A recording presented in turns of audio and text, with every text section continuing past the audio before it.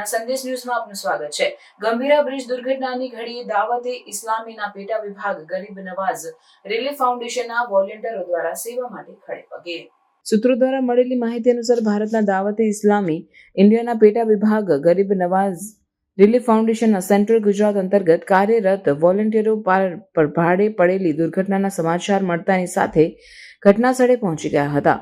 વિશેષ કરીને ગંભીરા બ્રિજ તૂટી પડવાથી સર્જાયેલી ગંભીર સ્થિતિમાં રાહત અને બચાવ કાર્યમાં સહયોગ આપવા માટે ગરીબ નવાઝ રિલીફ ફાઉન્ડેશનના વોલેન્ટિયરો ઉતરી આવ્યા હતા। તેઓએ લોકોને જરૂરી માર્ગદર્શન અને નાસ્તા, ચા, પાણી સહિતની તાત્કાલિક સેવાઓ આપી। આ વોલેન્ટિયરો તરફથી કોઈપણ પ્રકારની પદ કે પ્રસિદ્ધિની ઈચ્છા વિના માત્ર માનવ સેવા અને કોમી એકતા અને ભાઈચારા હેઠળ તત્પરતાથી સેવાના પ્રયાસો કરવામાં આવ્યા। દાવતે ઇસ્લામીના આ સબ ડિવિઝન ગરીબ નવાઝ રિલીફ ફાઉન્ડેશનના વોલેન્ટિયરો દેશના વિવિધ વિસ્તારોમાં માનવતા અને સમાજ સેવન જાગૃત સેવા કાર્ય માટે ઓળખાયેલા છે। એવી જ રીતે આ વખતે પણ ઇન્સાનિયત પહેલે ના સિદ્ધાંત પર ચાલતા આપત્તિની ઘડીમાં પોતાની ફરજ અદા કરી હતી।